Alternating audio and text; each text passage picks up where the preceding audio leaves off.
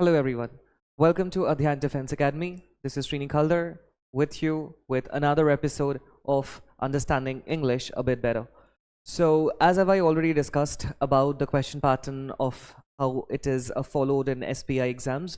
So in today's in today's session, I'm going to talk about 10 diverse MCQ questions which I have made following the trend as I have seen in accordance to the SPI examination as held over the years.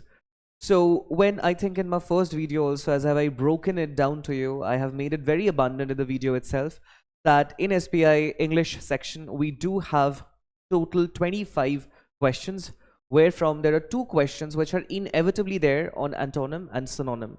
So in today's lecture, as I'll walk you through the PPT that I've made, I'll make you understand that there are certain questions I've incorporated in the PPT. This is basically a set of 10 MCQs where you will be having a diverse question, right? Different kinds of questions which we get to see in SPI as presented in the examination over the years, right?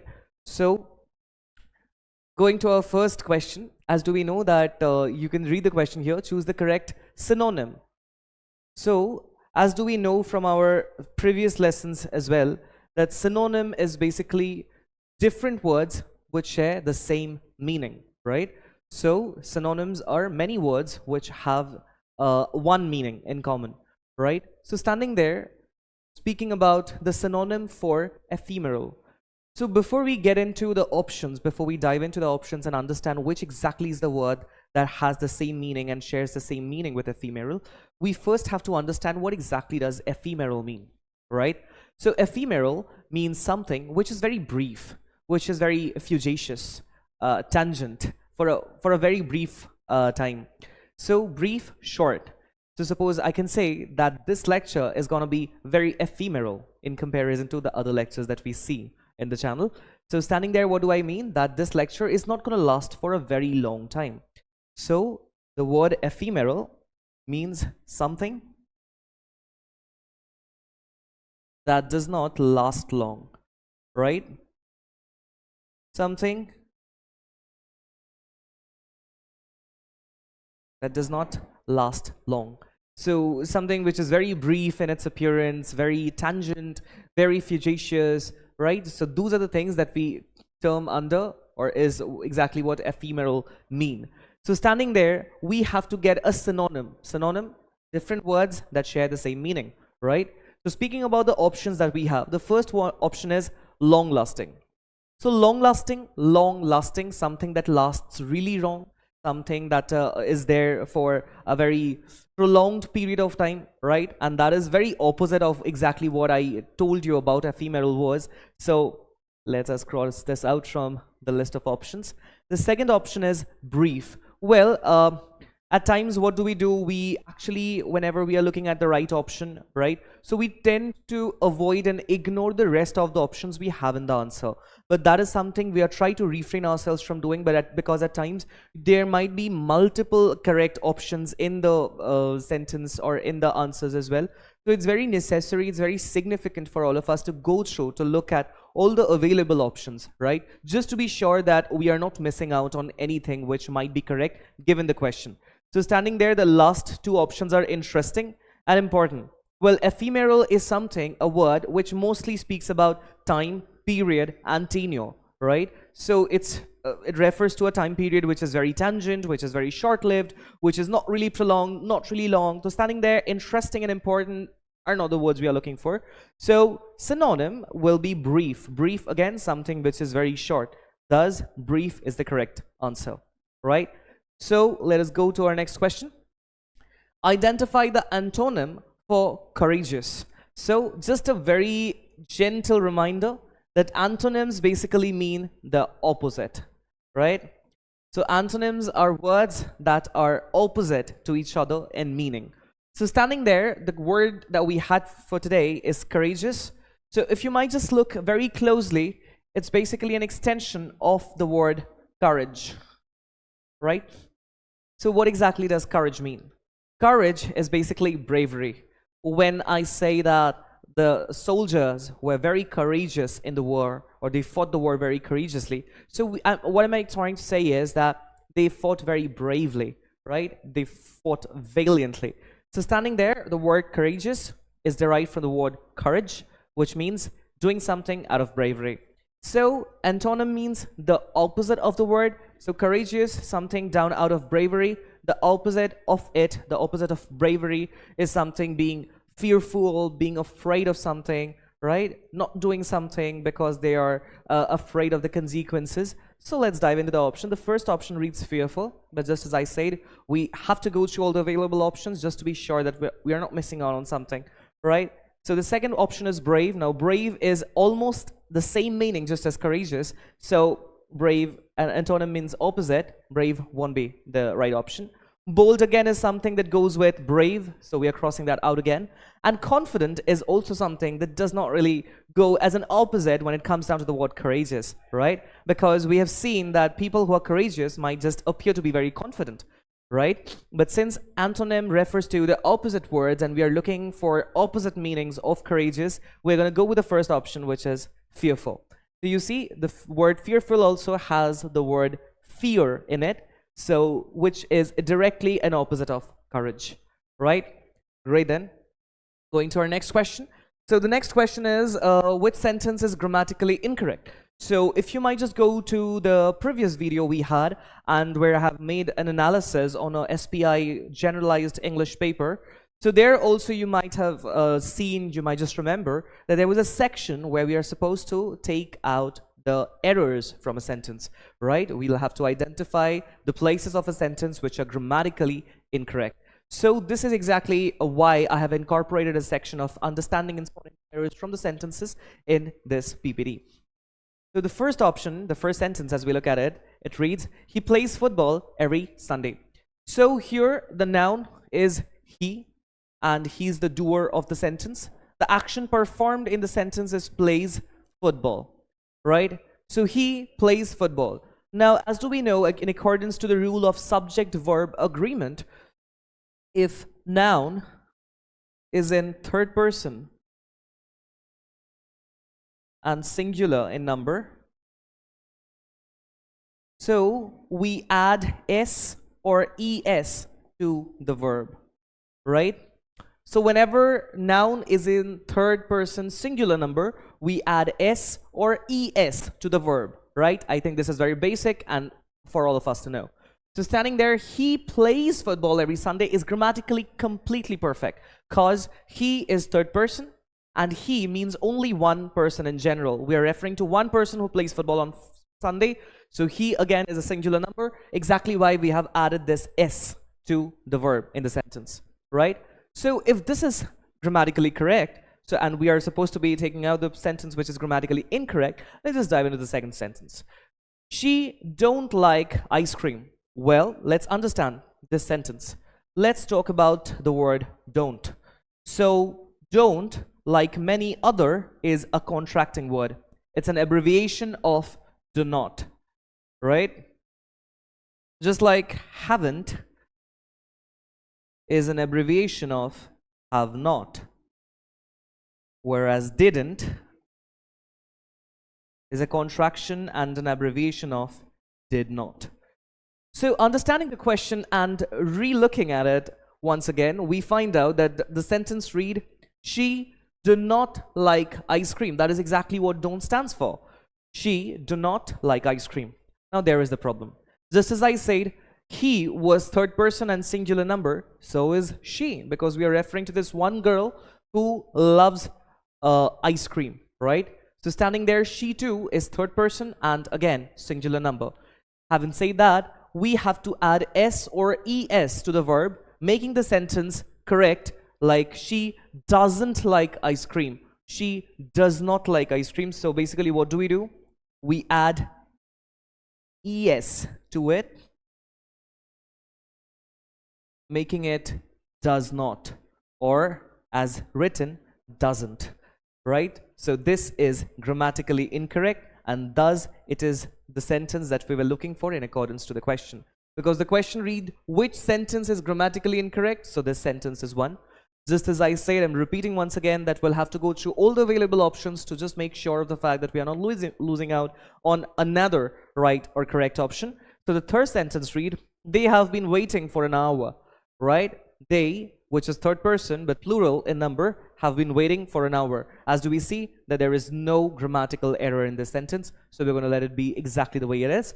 Speaking about the last sentence, we were watching a movie when the power went out, right? We were watching a movie when the power went out. So you see, watching, ing has been added to the verb, which makes it a continuous tense. And since this is a action which was performed in the past, so where is used. Why? Because we are plural, and if it would have been I, it would have been was instead of where. So for past continuous tense, for any continuous tense in general, we add ing to the verb, which has been done with wash in here, and where would have been substituted with was had the noun been a singular noun in the sentence. But we, as do we know, it refers to many people.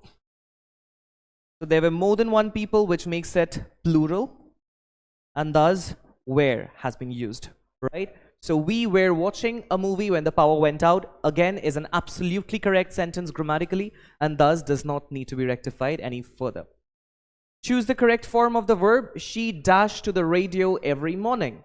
So let me say it out again. She dashed to the radio every morning.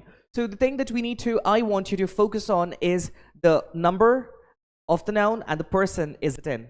So she is basically, again, a third person. And what number? She, one girl, so singular number. The third person singular number, we add s or es to the verb, right?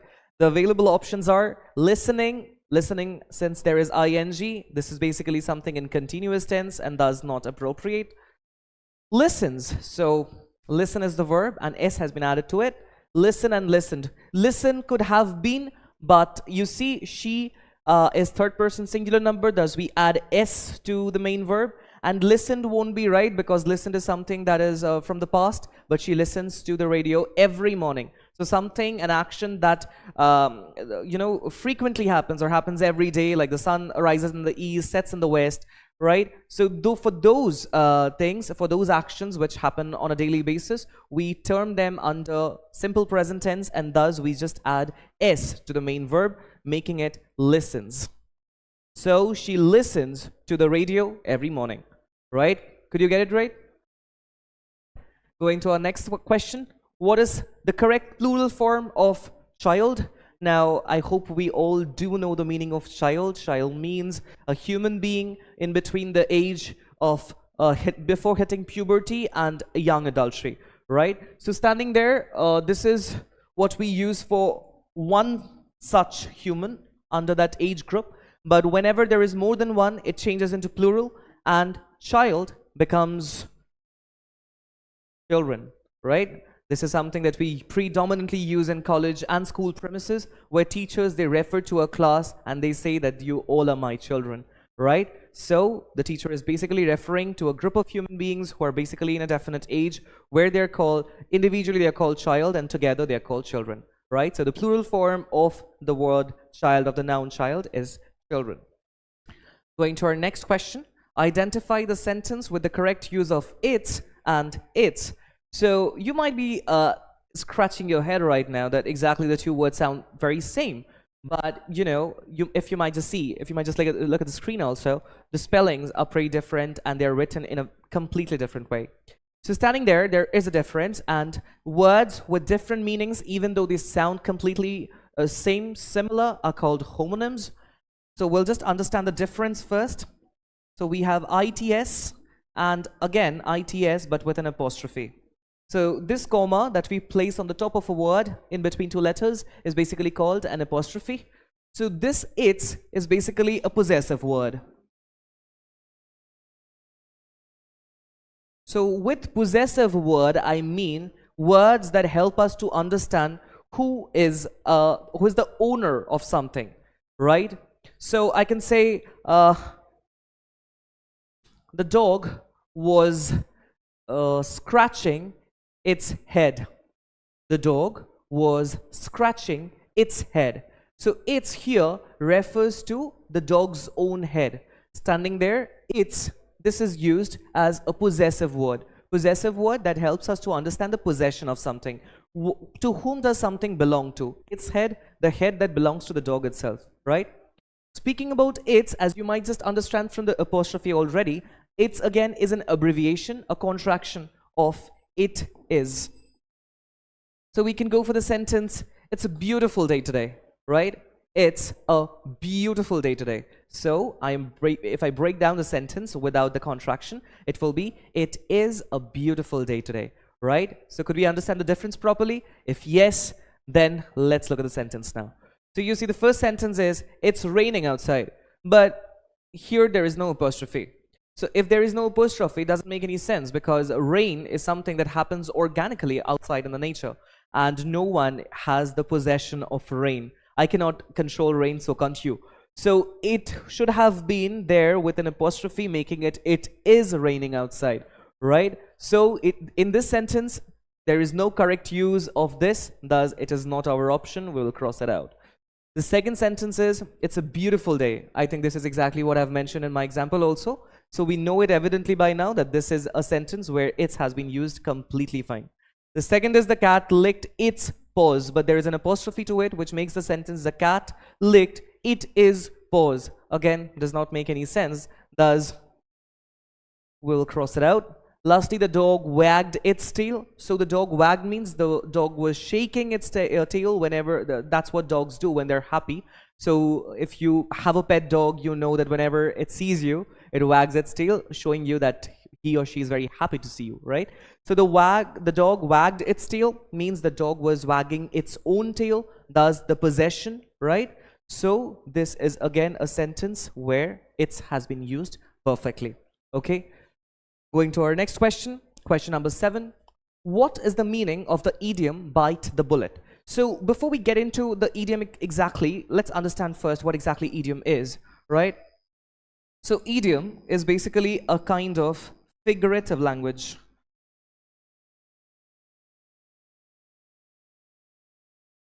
So what exactly do we understand by the word figurative language?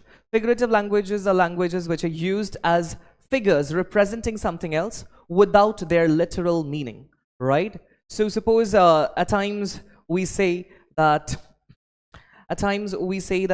you know, I was so bored that I was climbing the walls. So we never climb the walls because we are not spiders, right? That we'll be able to climb the walls. And unfortunately, even though this is something we have wished for all of our lives, that a spider will bite us somewhere and we exactly become the Spider-Man we have seen in the movies. But unfortunate enough, we are yet to find that spider who will bite us and make us into the superhero.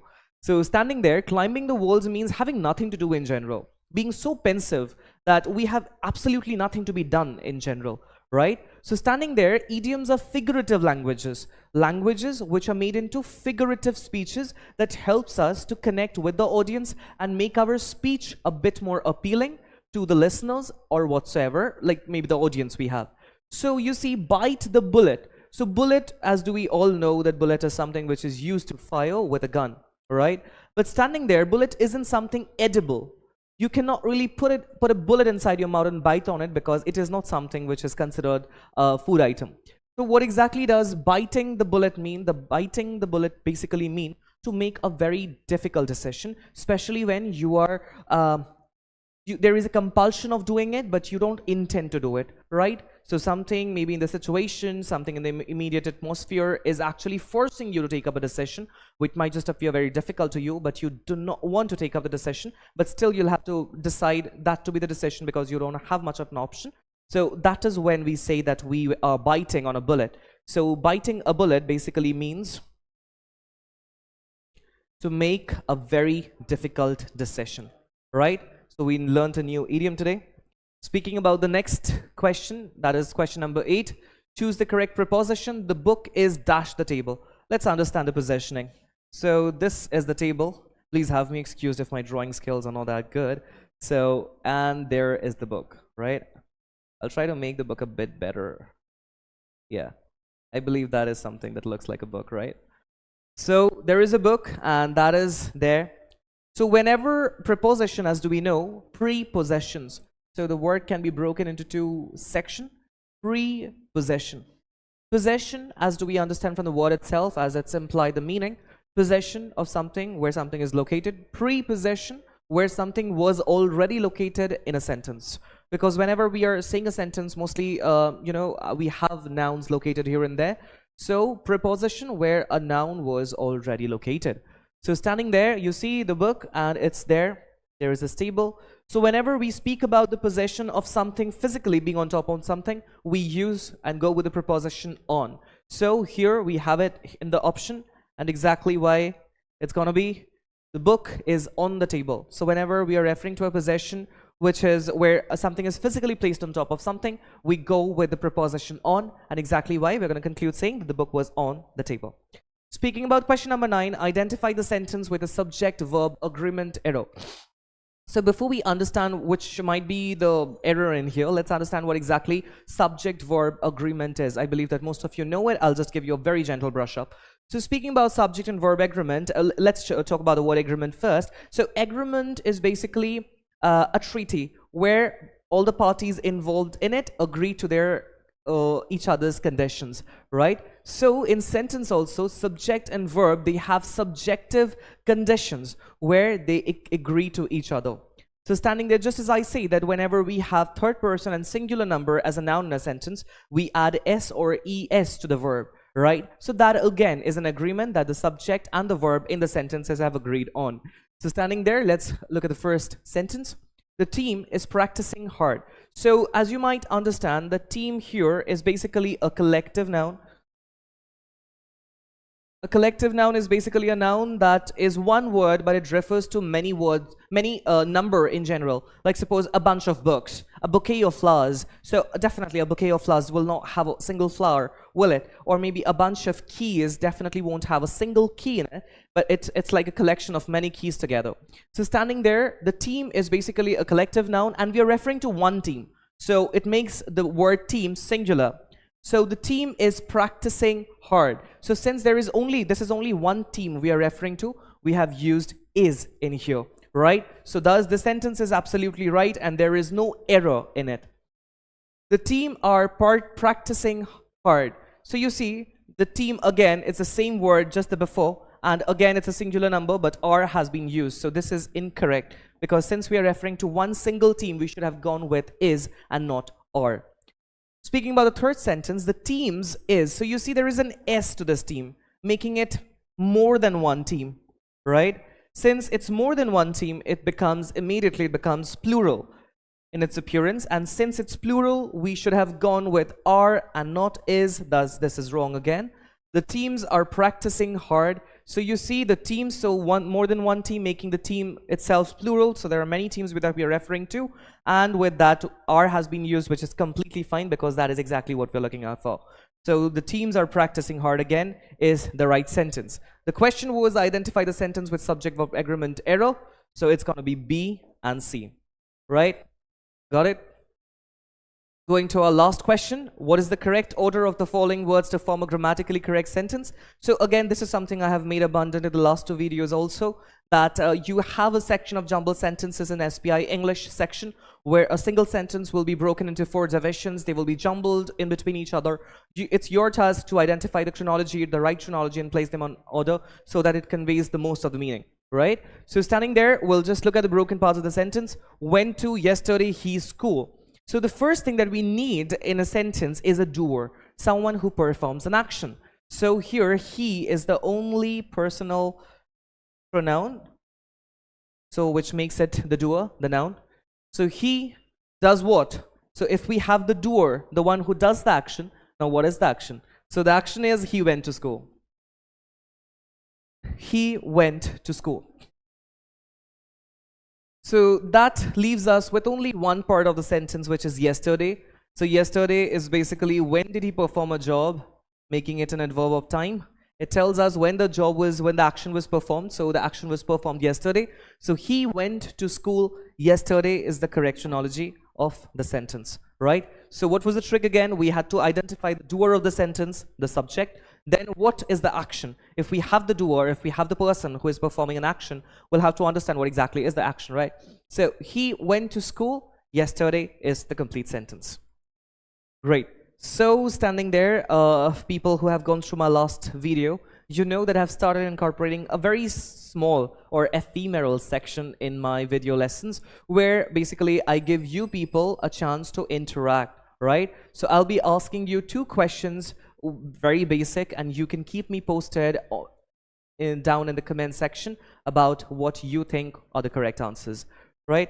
So standing there, the first question for today is choose the correct spelling of the word accommodate, right? I think this is something we have heard many a times, that I'm not getting accommodation in there.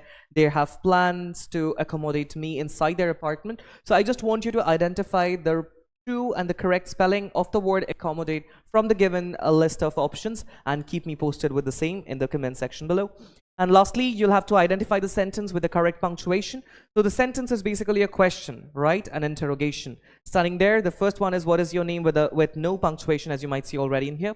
The second one is what is your name but with a full stop in general. The third one is what is your name but with a mark of interrogation. And the last one is what is your name but with a mark of exclamation, right? So no punctuation, a period or a full stop,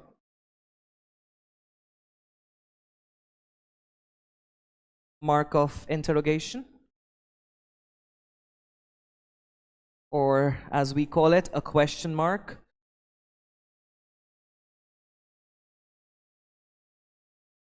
and a mark of exclamation. So now it's your job to identify which is the sentence. Since I told you it's a question in general, you'll have to identify which is the question which has the right punctuation mark, and you keep us posted with your answer in the comment section below. So that brings us to the conclusion of our video, the end of our video. So if you're new here and you want to keep yourself updated, you like whatever we do in here, so please subscribe to our YouTube channel with the name Adhyan's Defense Academy. You can also subscribe to our Instagram channel by clicking on the follow button. Again, we are there on Instagram by the handle name Adhyan Defense Academy. And lastly, if you want to be updated and if you want us to keep you in loop with the latest video, that whatever we post and with the updates, whatever we share, you can please subscribe to our Telegram channel as well, which is there by the name of Adhyan Defense Academy. So that will be all from my side for today. I hope to see all of you again soon in my next lecture. Till then, I want all of you guys to take care of yourself and have a beautiful time ahead. Thank you.